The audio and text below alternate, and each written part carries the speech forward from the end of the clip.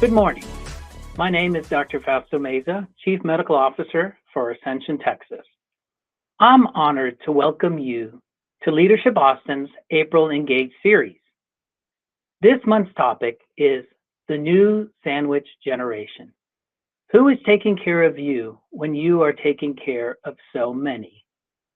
The dictionary defines the sandwich generation as a generation of people, typically in their 30s or 40s, responsible for bringing up their own children and for the care of their aging parents. At Ascension, Texas, we pride ourselves in providing care for the whole family, including pediatric care offered at Dell Children's Medical Center, care for everyone in the family offered at our primary and express care clinics, and specialty emergency care offered at one of our 14 hospitals across Central Texas. Access to care is essential. An example of our support of the sandwich generation is our recent partnership with AGE of Central Texas, whose mission is to help older adults and their caregivers thrive as they navigate the realities and opportunities of aging and caregiving. Historically, women have assumed the role of caregiver. They take on physical, emotional, and financial responsibilities, often at their own expense, a reality that will only expand as the population of older adults in Central Texas continues to grow. But it's critical for caregivers to prioritize their own mental health so that they, in turn, can better care for those they love. At Austin Ascension Medical Group, Seton Behavioral Health, we evaluate individuals experiencing mental decline and often refer families and patients to AGE for further resources. Partnerships like this are so important for providing caregivers and communities the resources and support they need. Today, your speakers will further explore resources and coping mechanisms for caregiving for parents and children at the same time. Thank you for your time and enjoy.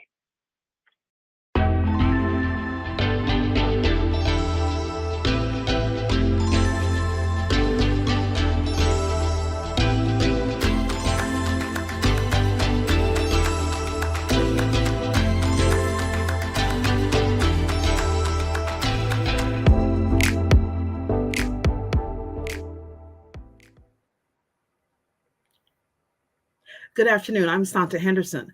On behalf of Austin PBS and Leadership Austin, thank you for joining us for this ATX Together Engage series. Our topic today, the new sandwich generation. Who's taking care of you when you're taking care of so many? We'll explore how we are coping with caregiving for parents and children at the same time. We are excited to have three knowledgeable panelists joining us for today's discussion to help you become better informed on this topic. We have Andrew Levak, who's the Senior Program Officer at St. David's Foundation, Sylvonia Holt Rabb, a mother and a daughter, and City of Austin Economic Development Director, Brooke Freeland, Director of Early Matters and Best Places for Working in Texas. So let's begin with each of you telling us a little bit about yourselves, your careers, and your background. Andrew?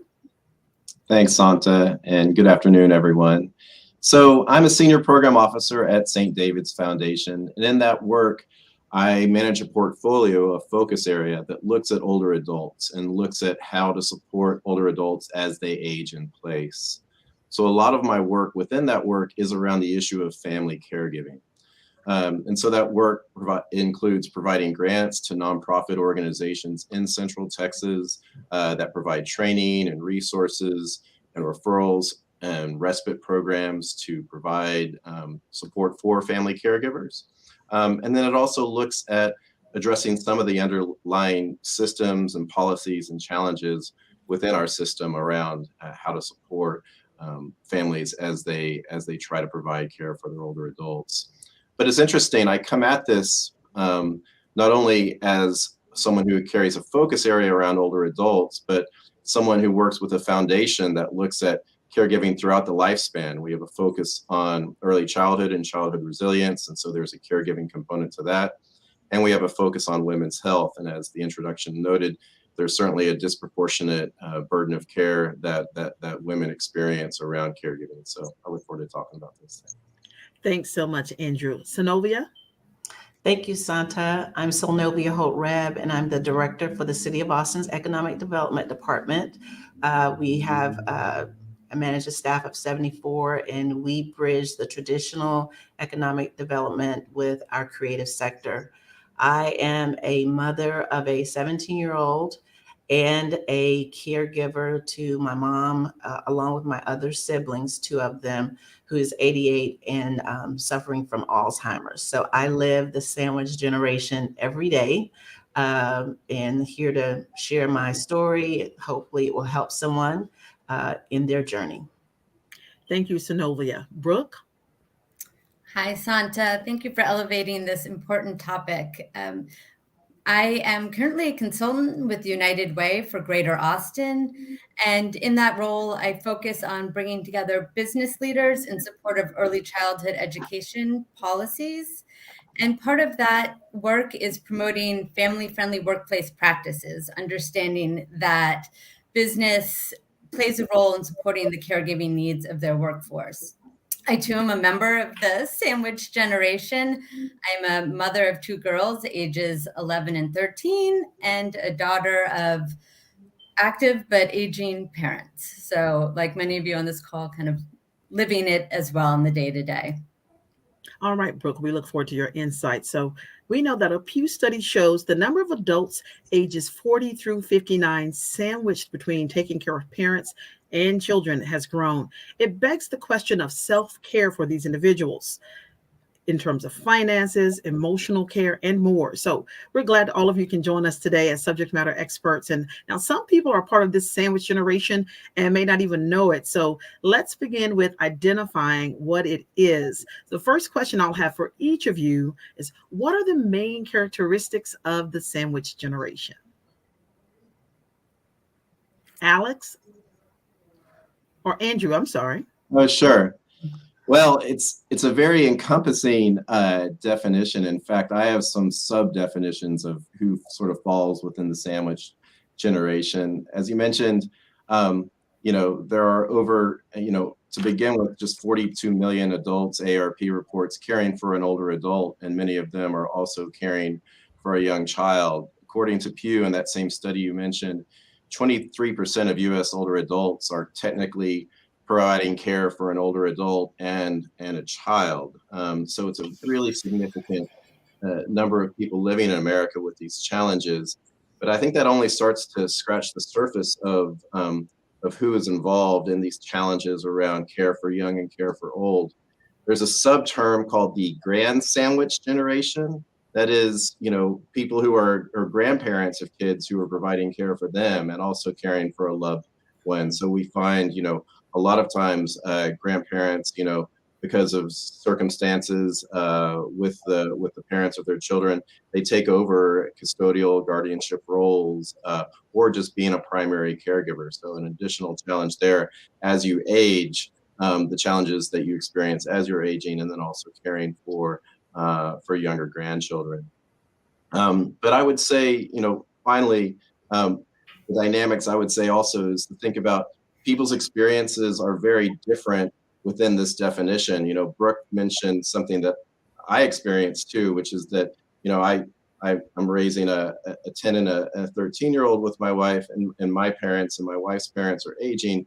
But, we're not engaged in day-to-day caregiving activities for them, but we certainly are involved in that aging process with them. But I would say that's a lighter load than you think about someone who's providing very intensive day-to-day care for someone like Sylvonia, who's got, a mom living with dementia, which can be incredibly demanding. And then if you think about, for me, I've got kids in middle school, and it's, they don't really need my care that much. But you think about someone who's raising kids with special needs or very early childhood, is very different. So just to kind of recognize that while we have a universe of a sandwich generation, there's incredible varied experience within that.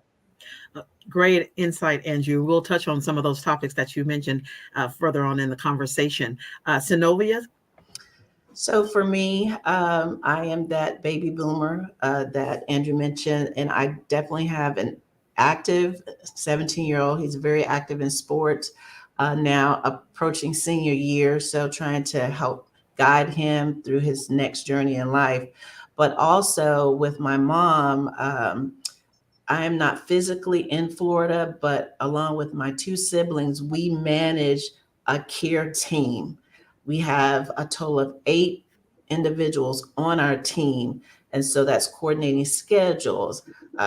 As I joke each week, I run payroll every Sunday from here to try to lift that burden off my siblings, because we have 3 distinct areas. I have a sister who's a nurse, so she's charged with going to the doctor, understanding the medication, how to adjust it.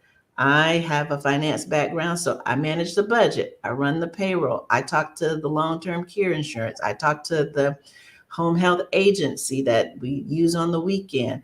Yeah, I'm engaged in managing the portfolio so that she can age at home versus being placed in a facility, even though we may get to that point at some point in life. Right now, the 3 of us have agreed that we will try to keep her in her home as long as we can.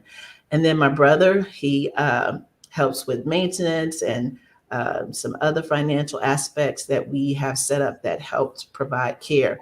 So it is not easy. Sometimes I feel guilty because I'm here and they are both there. Sometimes I'll get a call because she goes into what we call sundowners in the afternoon, and just trying to calm her. Had a call Saturday. She was ready to go home. She wanted to talk to her dad, and where's Grandpa Jesse and Grandma Jessie? And it was like, Mother, you're home. So I'm on the phone 30 minutes trying to calm her. And usually it works. But that day she was just in a space that's part of the process. And we give ourselves that space, my siblings and I, because we say to each other, we never expected to be here. This is a whole journey, and every patient writes their own story. I have 4 close friends who are in the midst of what I'm in, and I tell them all the time, you can always call me. I'll share my experiences. They share their experience. So it is a real thing. Like I said, I have 4 close friends who are just in the midst. One actually moved her mom to Round Rock this weekend. She spent 2 weekends trying to get her mom packed up. So it is a balancing act, but my siblings and I are definitely on the same page, and that's a blessing, that we all understand the care process. And if we don't, we call someone and we talk through challenges, especially when you're hiring. That is just hard. Finding good people that can care for her and love on her, because I'm not there. So they're my eyes and ears. So sorry to go. Yes. Thank you, Synovia. So it seems like a lot of teamwork involved with this. Brooke, could you expand? Yeah, absolutely. And as Synovia points out, caregiving is a full-time job on top of our other full-time job. And it really takes a village. A family, a team, a network. And I didn't really know. I just thought the sandwich generation, I didn't know there was a title for it. That was just kind of the role we grow into as we age and as our parents age. A lot of my focus professionally has been around supports for families with young children and ensuring that they have the supports they need so that they can arrive at work fully focused and present. And it's same with the elder generation too. It's what can an employer do to really ensure that their workforce feels supported so that when they need to focus on their family, they have that time and the space to do so. Okay, thank you, Brooke. We already have a question from our virtual audience, and that question is, and I'll pose this for Synovia and you as well, Brooke, is what are the benefits and special moments with young people and older generations living together? And I know both of you have some experiences. So Synovia, could you share one perhaps? So after my parents retired and I had my son, I would actually let him go to Florida as young as, I think he was like 1.5. And so that bonding time was just special. And he would go every summer up until probably uh, 09-ish. And then my mom would come here and spend time with us. So it's a beautiful thing. Even when he was born, because I had him late, she said, I just want to be able to spend 10 good years with him. And now we're up to 17, and she still recognizes him, which is a blessing. And so just to be able to share wisdom, from when she grew up, she was an educator. So she's big on reading, and she always stressed, even today, are you reading a book? What book can we read together? And then we have a dialogue about it. So they used to do that. But now with her attention span, she doesn't read as much. But they used to have those dialogue, even long distance. I would order the same book so that they could have conversations about it. Thank you. Brooke? Yeah. So my husband and I often talk about the sweet spot when your kids are old enough to spend time kind of independently with their grandparents, and the grandparents are still kind of young enough to be able to take care of that kids. And there's that finite window of time, and it's just an incredible special moments. And so unfortunately we moved away from my parents and my in-laws just as we were kind of entering that phase of life. But we do make sure that we travel back and forth. And now that my kids are at a certain age, they can kind of spend time independently with their grandparents without needing my husband and I around. And that's really special to have that friendship and that bond. And even if it's texting or FaceTiming, there's so much wisdom and learning that is shared between those generations that the more we can do to cultivate those opportunities, the better. Yeah. Absolutely. I just wanted to add to that. Sonta, thanks for sharing that question and forever asked it. I love it because it brings up a really important point about caregiving, which is that, we started framing it as an incredible challenge and it is, and it's also a gift. And it's important to recognize the two pieces to that.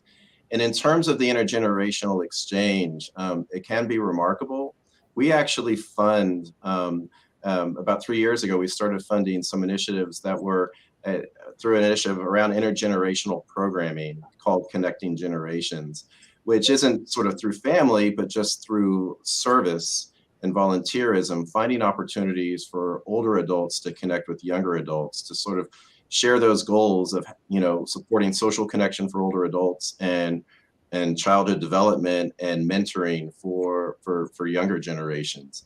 And it's fascinating the reciprocity that can happen for older adults to find meaning and purpose in their lives by engaging with young children. And Brooke, sometimes, those older adults, if they don't have their grandchildren in, their locale, they can still connect with young people. And then the value that young people get from learning about older adults and their experiences and having, mental stimulation and mentorship from those older adults, which supports their brain development. Simple, just things as simple as reading to a young child and having the serve and return interaction between older adults and younger adults, and also therefore alleviating some stress that working parents have by having some of that care work unburdened to them by older adults is really great. So I just love that question was asked. Yeah, and I'll add to that, Andrew. Even with the cost of childcare now, a lot of working parents are relying on their parents to help step in and support the child care needs. And we see that a lot as that kind of older generation is even retiring earlier to help support their children, their grandchildren, and helping support the raising and care of their grandchildren. Yes.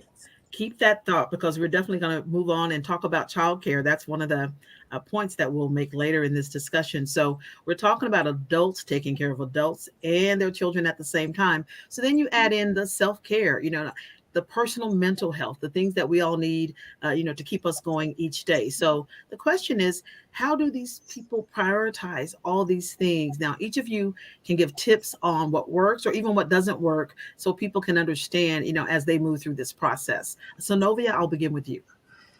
So if I could say one thing, therapy. Get a good therapist. Get you a good exercise routine, making sure you eat right. And it's okay to vent. If you need to go out and scream and cry, do it, because crying cleanses the soul at times. But I personally have a great therapist. She's actually has lived this. She took care of her mom. Her mom had Alzheimer's, so she can relate to things that I need to discuss. An exercise plan. I try to walk 5 miles every day just to keep the stress level down.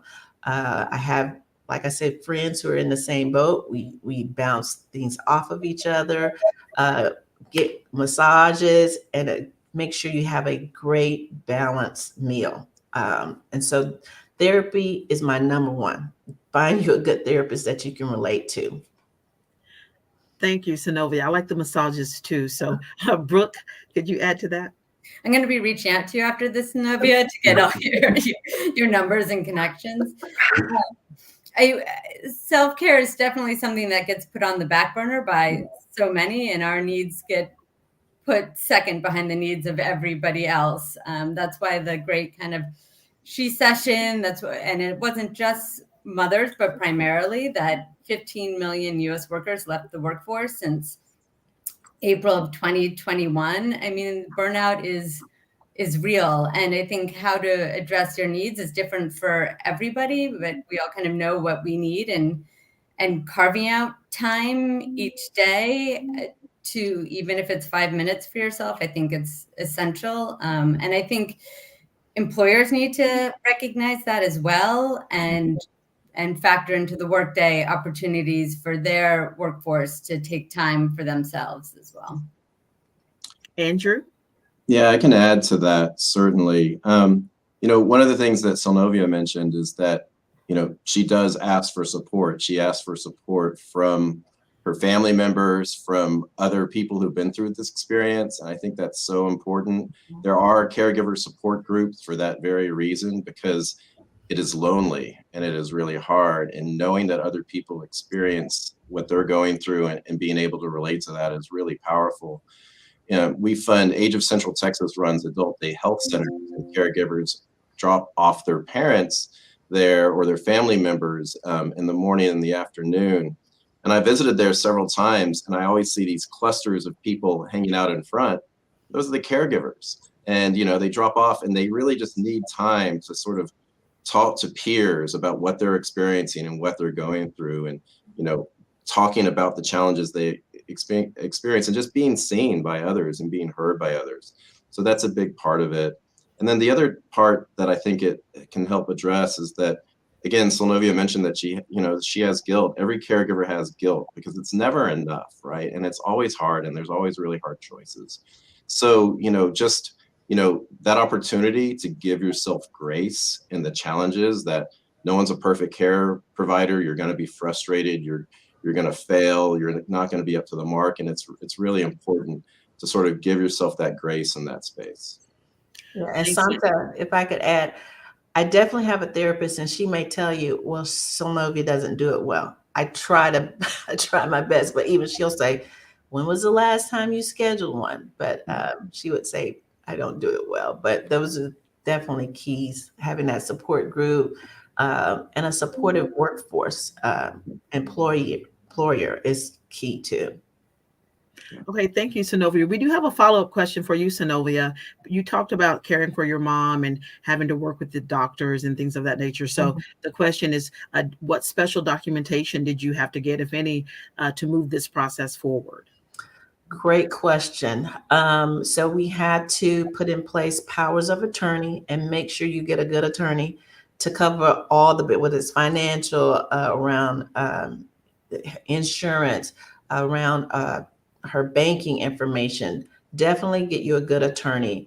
Also, one thing that I learned, even on Medicare, I made a call, and we could go into a whole nother topic about why Social Security and Medicare is not age friendly. But there's a form that you have to submit to the government to even get it details about the Medicare of your parents. And so I would definitely say you definitely need a power of attorney. Find you a good lawyer that can properly craft one for you. Make sure that you have that on file with the doctors. So my sister and my brother and I are listed on the doctors to be able to talk with her about her medical needs, et cetera. But as I mentioned, because my sister is a nurse, she's the primary person that has the conversation. She has the nurse's phone number on speed dial. So develop a good relationship with your doctor, even if it's not the doctor, the nurse. So power of attorney, make sure you're on the HIPAA information so you can have a conversation. Make sure you're on the Medicare. There's a form and you can go out to the system and pull it down.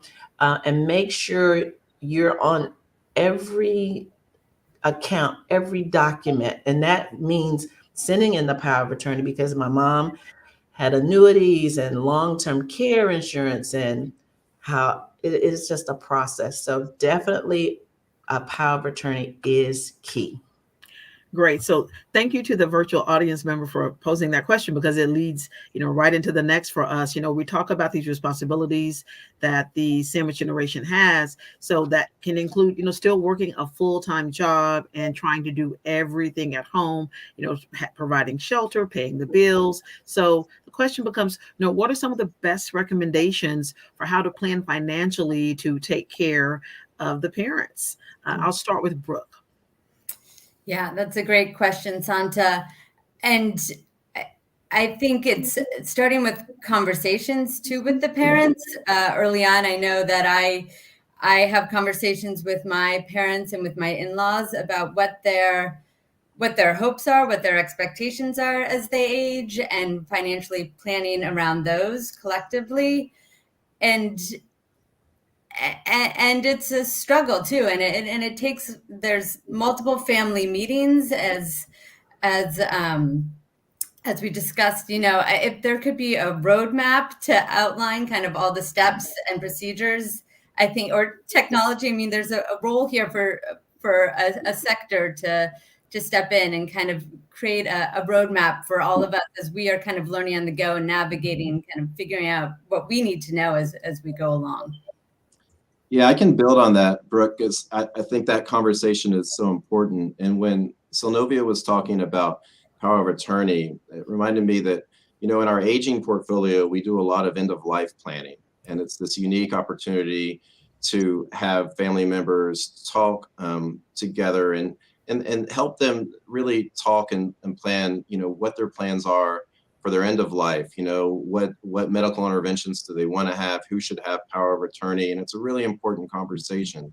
But what we've kind of learned in that is that that's just one part of a much broader conversation that Brooke is talking about, which is like an aging conversation, a care planning conversation that includes your end of life wishes, but it really has to happen much earlier than that, about what are our financial resources? How could we pay? How do you feel about living in assisted living or a skilled nursing facility? How do you feel about shared intergenerational living accommodations? Where is the space for that? Is there space for that?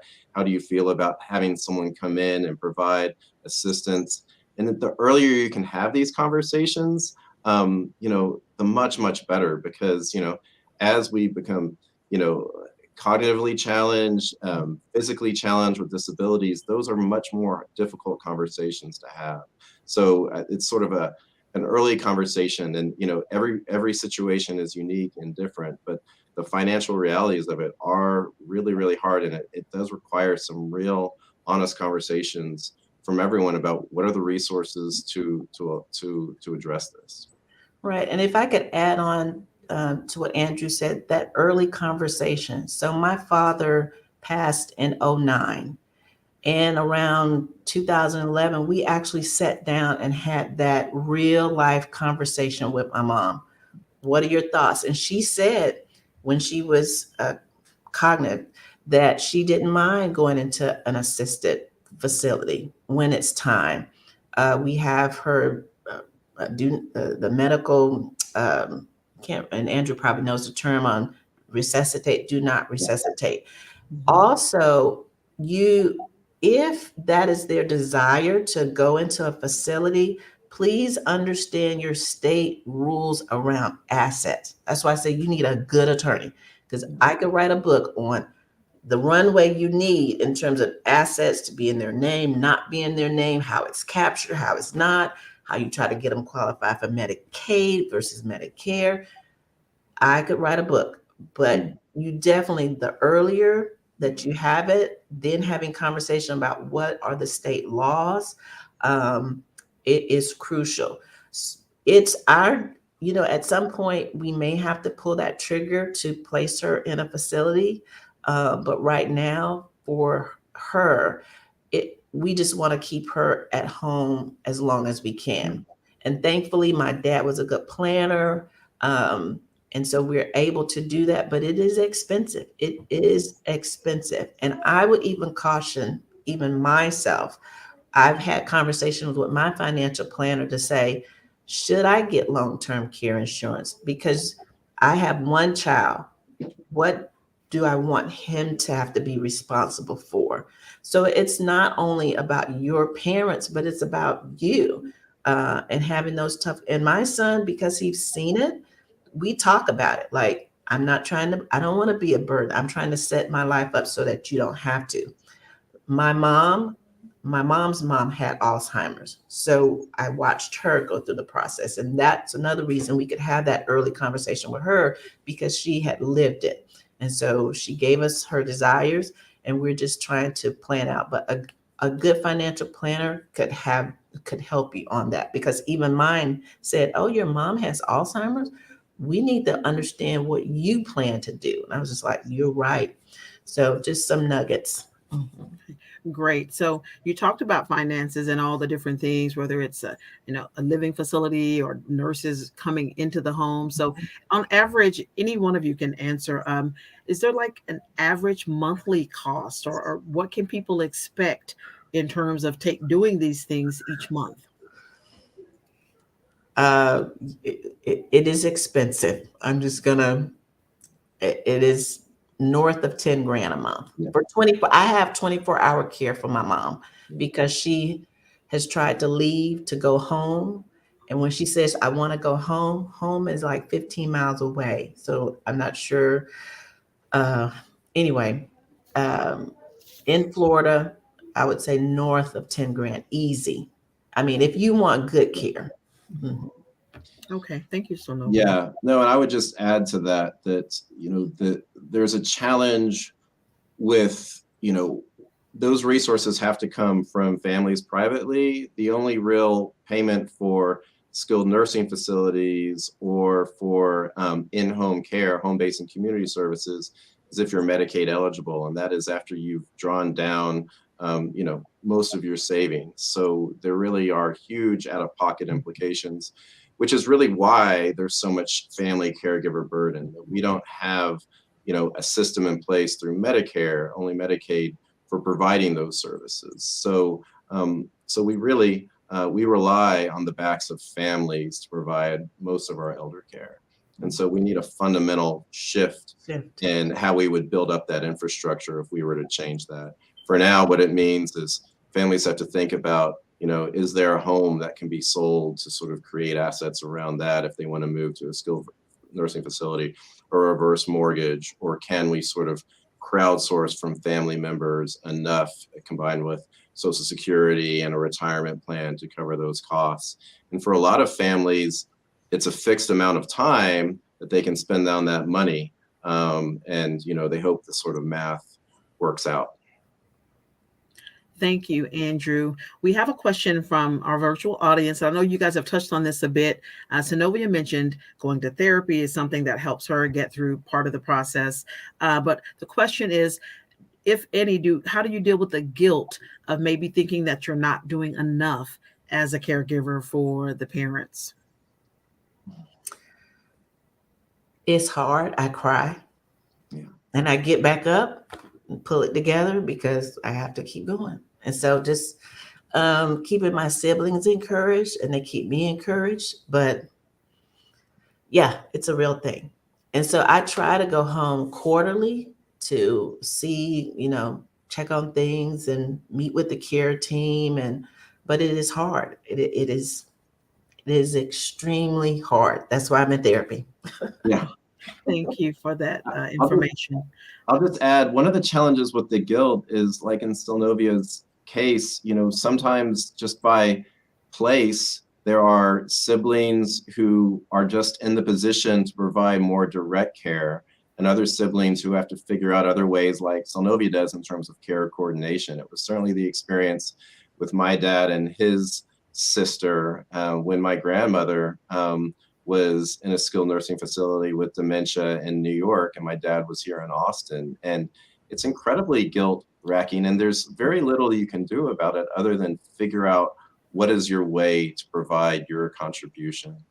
And the other thing I'll say about guilt is that, we also, in that care for our parents, oftentimes have to come to terms with very complicated relationships with our parents. And there has to be sometimes some real reckoning about, as we become care providers for them, what kind of care provider were they for us? And very complicated scenarios around that, which also really helps to talk to people about, and mixed emotions about what does it mean for someone that I'm providing care for now. Okay.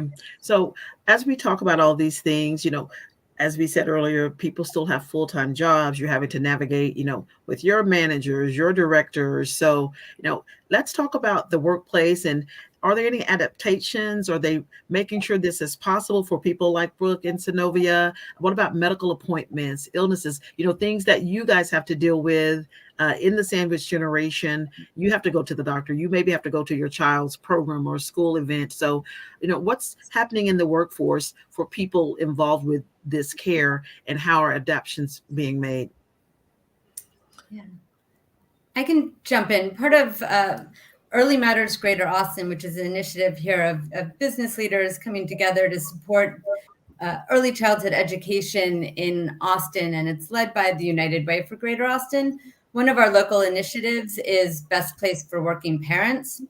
It's a national campaign, but it's really to promote those family-friendly workplace policies that can really help retain and recruit a workforce and support the workforce that is the caregiving workforce, primarily focusing on parents of young children, but it also applies to the workforce with aging parents as well. And so promoting those policies such as flexible scheduling, paid time off to care for a sick one, paid family leave. I mean, those are some of those policies that we really want to promote and educate the employers on the importance of implementing within their place of work.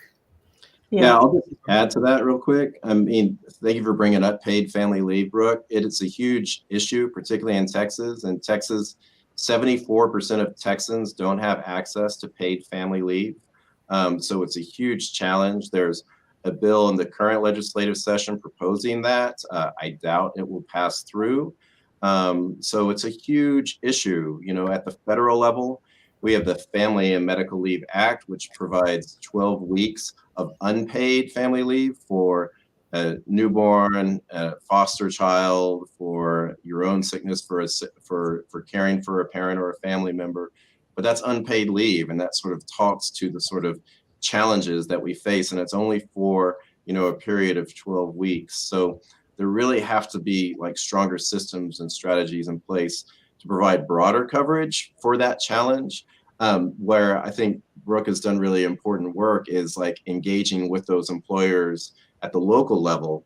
And Sylvia has probably worked with this within her own work around, for Austin and Central Texas, how can we have more employers understand the benefits that they receive by creating a work environment that maximizes the impact of their employees. Yeah, and the city of Austin definitely has the FMLA, the Family Medical Leave Act, in place. And so for me, yearly you file those documents, and that's why I'm able to go home and take time. They also have the employee assistance programs, which can provide, again, counseling. You can get financial planning through that. But I recently posed a question to our HR department, we need more direct resources, and especially here in Texas, is there a list of adult daycares? The aging program of Texas, I didn't know about that, so I'm going to definitely tell my friends who have that, that have parents here in Texas, but just other resources that we're not having to dig and just happen upon. For me, every time I talk to someone, if it's something new, I write it down. If there's an attorney, which I'm looking for a Medicaid attorney in Florida, thankfully a friend was like, oh, I was able to qualify.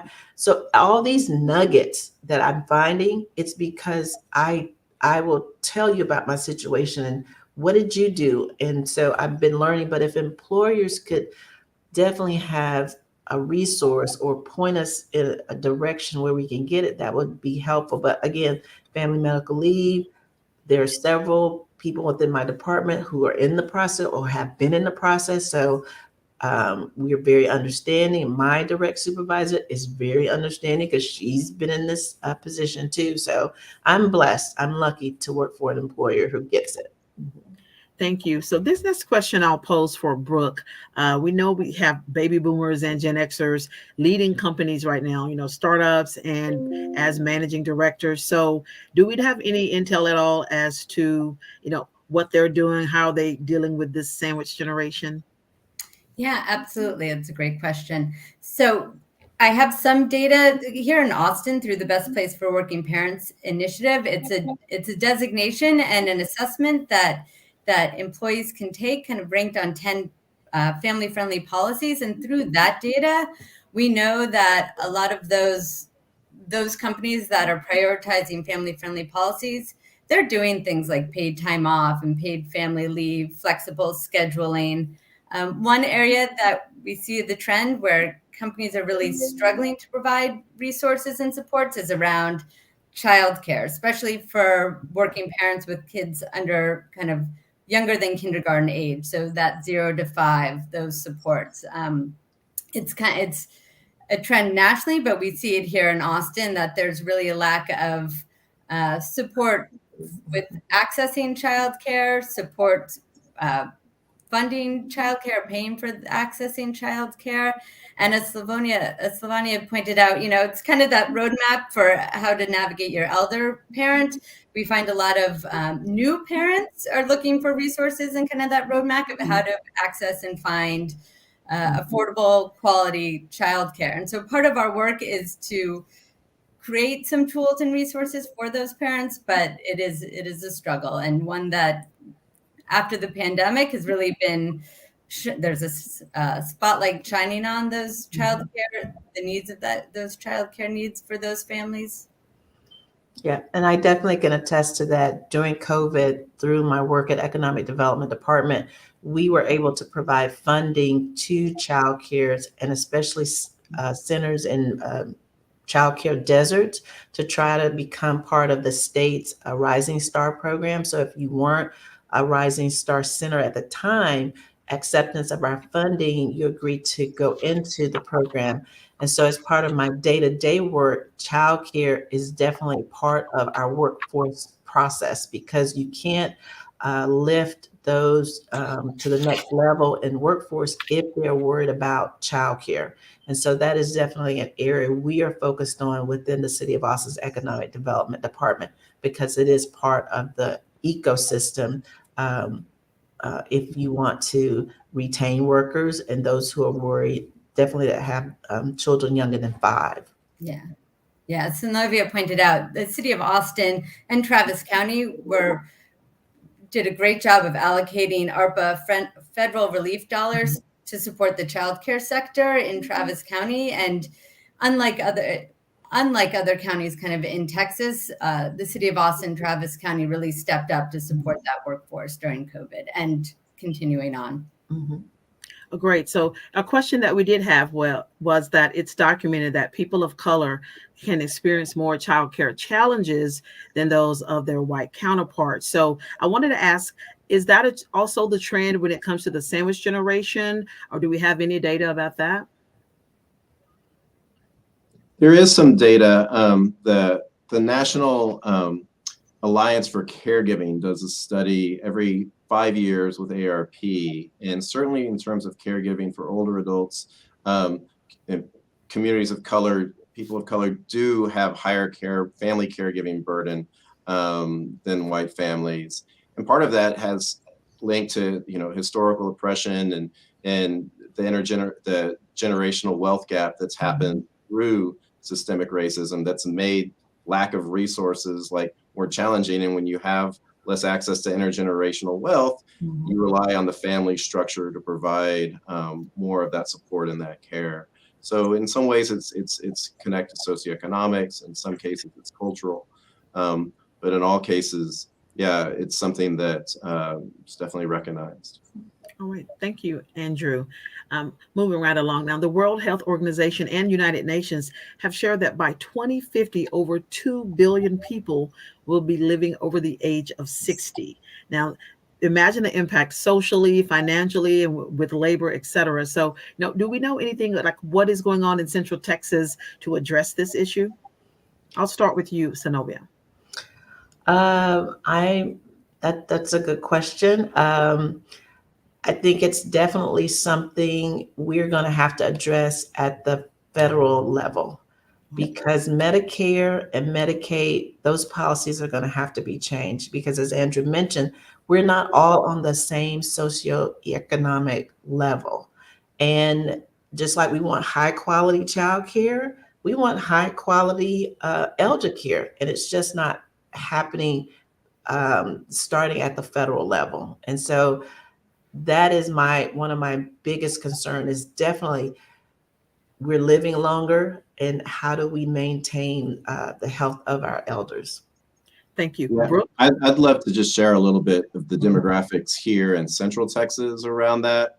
Right now in our 5-county area of Bastrop, Caldwell, Hayes, Travis, and Williamson County, there are about 300,000 older adults age 65 and over. By the year 2050, in 30 years, that'll be 900,000. That will triple in just 30 years. And that's the dynamics of sort of the aging population, the baby boomers aging in, people living longer, all those things that Sylvonia mentioned. And the challenge with that is we are fundamentally unprepared to address the needs and demands of that. If you just think about the need for personal care attendants, that is a service that is offered for Medicaid eligible folks, but the Medicaid reimbursement rate for that at its lowest level is $8.11 an hour. So as you can imagine, there's a huge unmet need already for personal care attendants, for people receiving support from Medicaid and home-based and community services.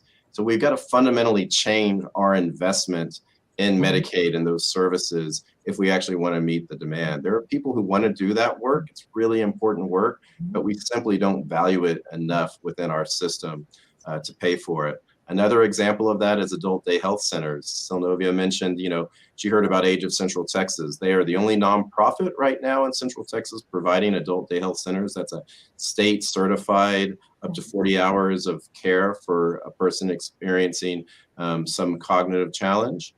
A great service, a registered nurse on site, transportation to and from. The Medicaid reimbursement rate for that is $35 a day. That is not adequate for what it takes a group like Age to carry out adult day health services. So we only have 2 in Central Texas. We're trying to build more, but we have to fundamentally change our system around supporting that if we want to have the resources in our community to care for our beloved elders. Yeah.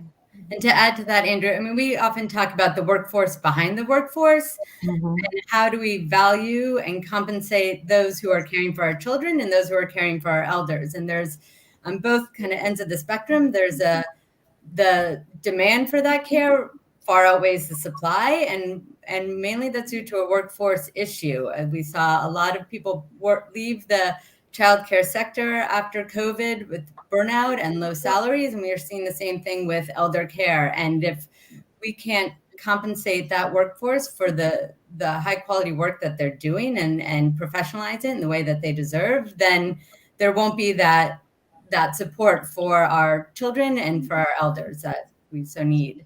And I kind of add back, Sonta, to your original question, kind of these opportunities to elevate stories and elevate kind of the need and increase awareness about what individuals and families are grappling with.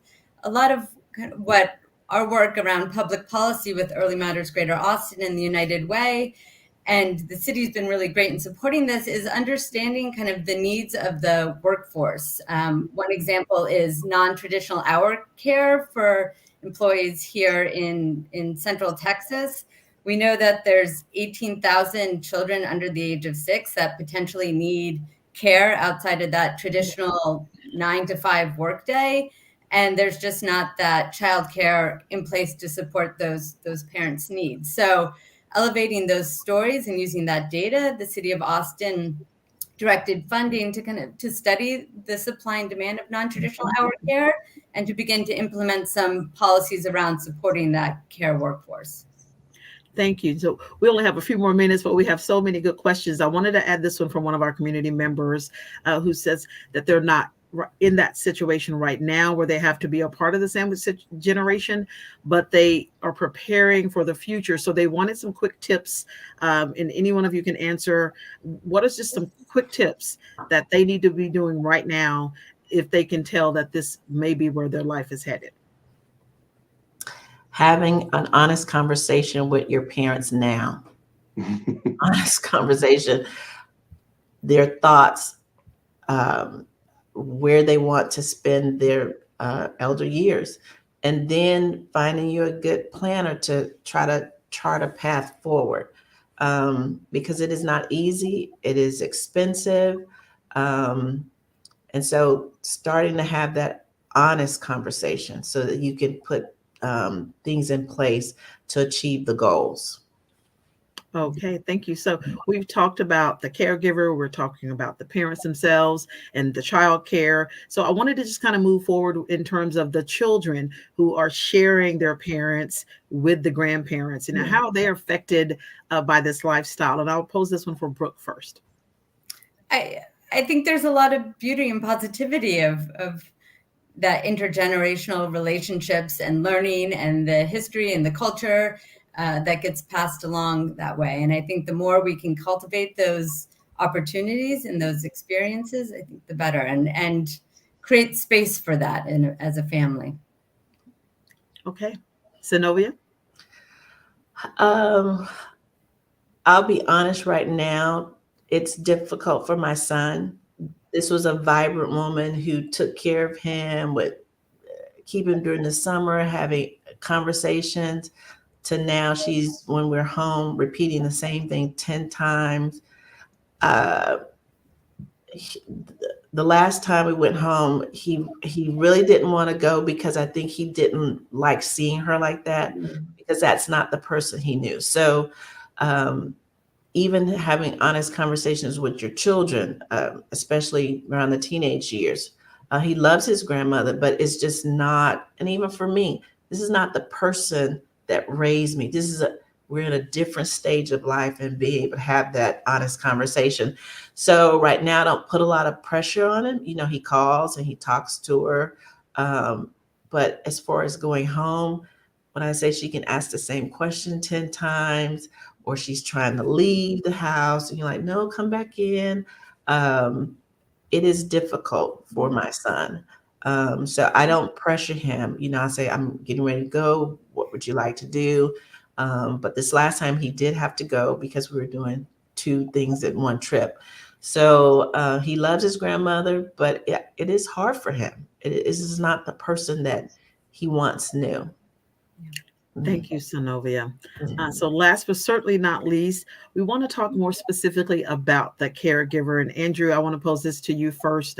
Here's the question. When we talk about the caregivers, Zenobia mentioned massages, she mentioned therapy, but what can people really do as they're thrust into this? Is there a caregiver training camp? What are some resources that are out there for people to access, to prepare, or if they're just getting involved with it, to learn more, because they may not even know? Yeah, it's a great question. There are actually a lot of resources. There is an incredible nonprofit infrastructure that exists that provides support for caregivers, particularly around caregiving for older adults. I think Brooke knows more about the early childhood. I'll talk about the older adult piece. We mentioned Age of Central Texas. They coordinate a program called Caregiver University, where they provide both in-person, and it's about 20 organizations all together, and they provide in-person training, online training, because a lot of caregivers can't get to a space to actually engage in interpersonal work, but evidence-based programs that help people manage family caregiving duties, help provide self-care and those tips, and then specific needs around providing care for people living with dementia. And then also Alzheimer's Texas and the Alzheimer's Association also provide a lot of those training and resources. So there's a lot there. We mentioned employer assistance programs also oftentimes provide a lot of those resources. So there is training, and then a lot of those groups also provide support groups, formal support groups, both online and in person. And then the last little piece is the respite programs. Not only are there adult day health centers, but there are also short-term respite programs, usually run by churches. There's a lot in Central Texas that Alzheimer's Texas coordinates.